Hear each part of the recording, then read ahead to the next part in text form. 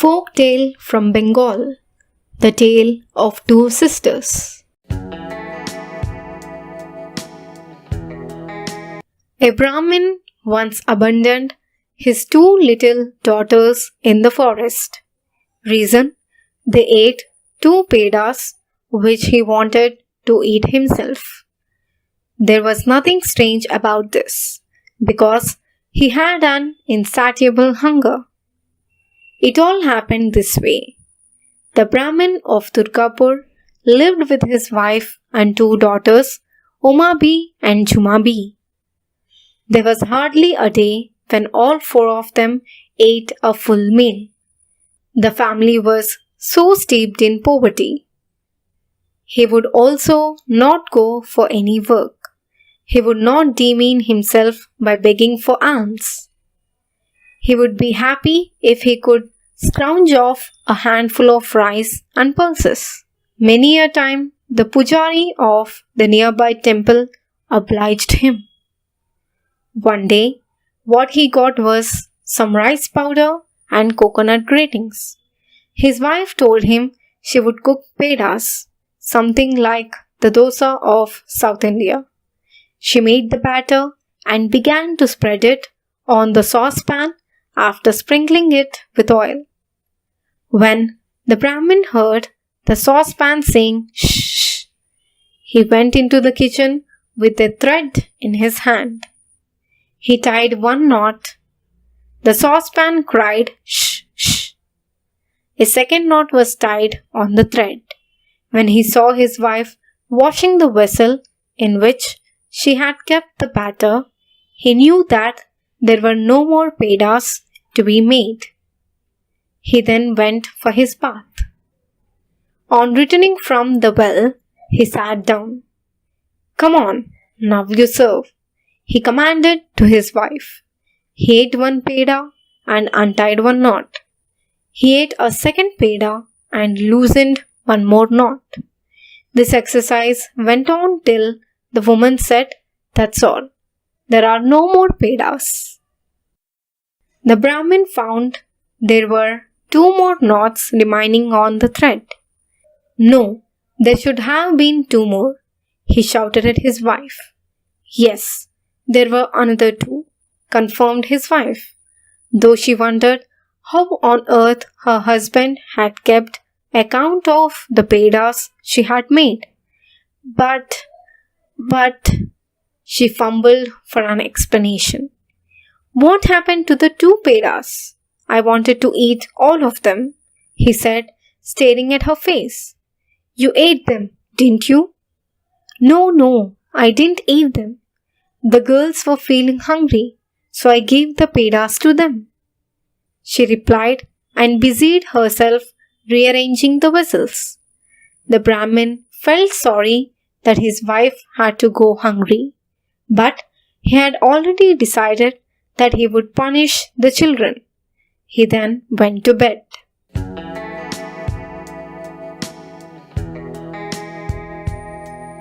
Next morning, he woke up the girls. "How would you like to visit your uncle's house? Get ready, quick." Father and daughters started after an affectionate farewell from their mother. They walked and reached a dense forest. The girls wanted to rest for a while. They lay down beneath a shaded banyan. When he saw them sound asleep, the Brahmin placed some stones like a pillow, mixed sindoor powder in water and sprinkled it around the stone pillow, and then left the place quietly. It had already become dark by the time Umabi and Jumabi woke up. They missed their father. They saw something blood red near the stones on which he might have rested his head. They were now scared. "Father might have been killed by some wild animals," said Jumabi. "What shall we do now, sister?" "But this is not blood, Jumabi," remarked Umabi. "I'm afraid father has left us here and gone away. We'll have to spend the night in this forest till sunrise." The sisters huddled together till they saw the first rays of the sun. Then they started walking. They did not know for how long they walked, but they heaved a sigh of relief when they reached a village. They found the streets decorated and the porches of houses were well swept, sprinkled with water, and decorated with floral patterns. They saw an old woman coming out of her house. "Is anybody getting married here?" asked Umabi. "No, my child," replied the woman. "These are puja days." "But Grandma, Durga Puja was over long ago," Umabi reminded her. "It must then be Diwali time," said Jumabi. "No, my little ones," said the old woman. "Diwali is also over. We are celebrating the sun festival. We worship Surya to bring us health and prosperity. Now tell me, who are you and why are you here all alone?" "We are from Durgapur, and our father was taking us to our uncle's place. On the way, we all felt sleepy and lay down beneath a banyan tree. When we woke up in the night, we could not find him anywhere. Grandma, we don't know how we would go back to Durgapur," explained Umabi. "Don't worry, you can stay with me for the time being. I'm alone," said the old woman to console them. "You both go and take a bath in the pond. Afterwards, you must worship the sun god." She gave them some clothes and they went to the pond. The girls had the shock of their life. When they had hardly stepped into the pond, the water disappeared. They found themselves standing on a patch of dry land. They went back to the old woman and told her of the strange happening. "It's a special kind of pond. Here, take this dry grass and throw it into the pond. You'll find the water rising." The girls took the sacred grass and threw it into the pond. Lo and behold, the water began rising. The sun appeared bright, and Umabi and Jumabi thought that the god was happy with them. In no time, the pond was full of water and they had a good bath. After putting on fresh clothes, they went back to the old woman. She asked them first to put rangoli in front of the house.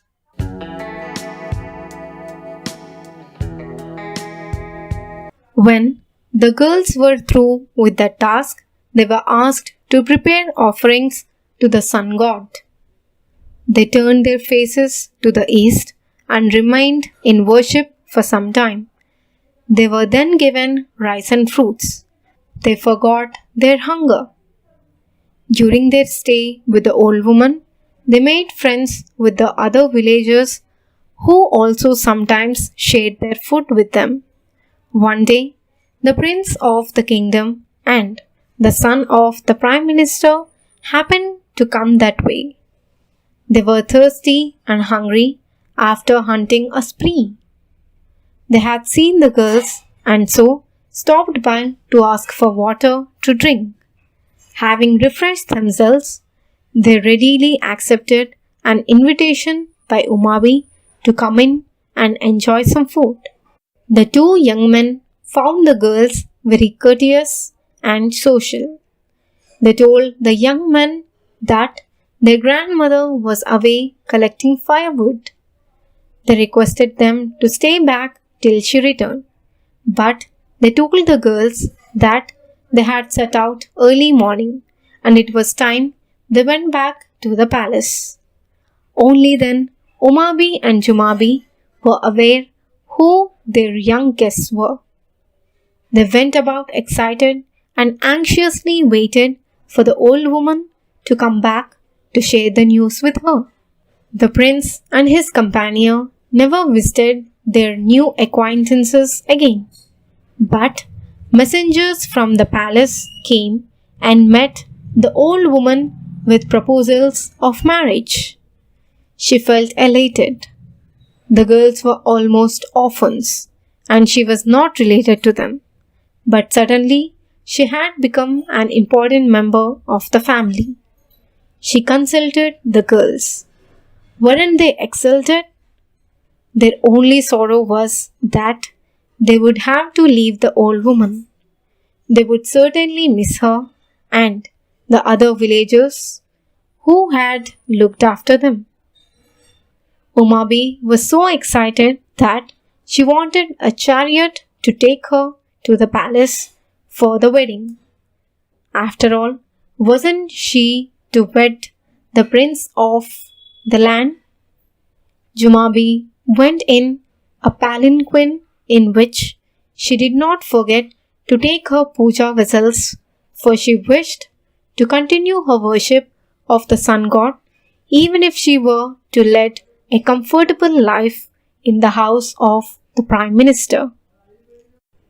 As Umabi had failed to worship the sun god before she started for the palace, her journey was not smooth.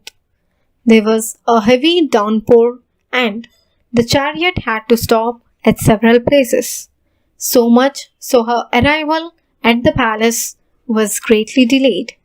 However, the marriage rites were performed, though the exchange of garlands could not take place during the auspicious hour. The princess, mother, the queen, thought it was a bad omen for the kingdom. Under her influence, the prince too did not shower his affection on his bride. At the Prime Minister's residence, the wedding was a grand affair. At Jumabi's instance, her husband sent sweetmeat and other delicacies to her village. The old woman and the other villagers were surprised that no sweet meal had come from the palace, and they soon forgot Umabi.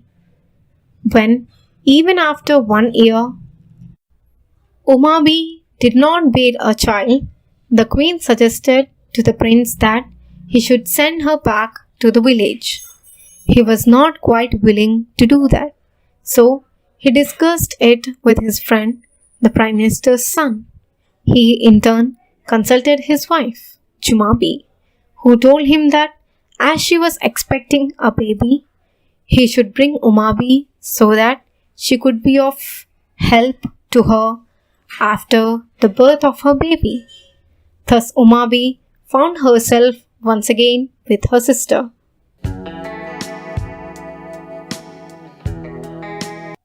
They often recalled how they found themselves abandoned in a forest and how they grew up in a village.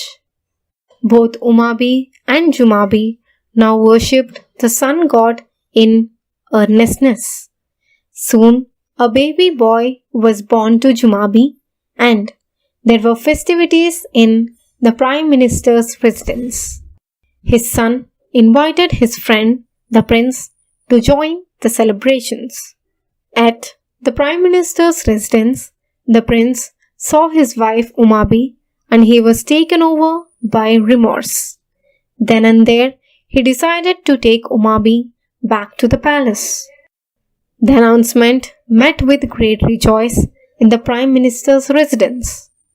When the prince entered the palace with Umabi, both the king and queen received her with great affection, and by then they had started missing her. The queen regretted that she had advised her son to send her out of the palace. Umabi realized that the change of heart in the queen was because she was worshipping the sun god when she was with Jumabi.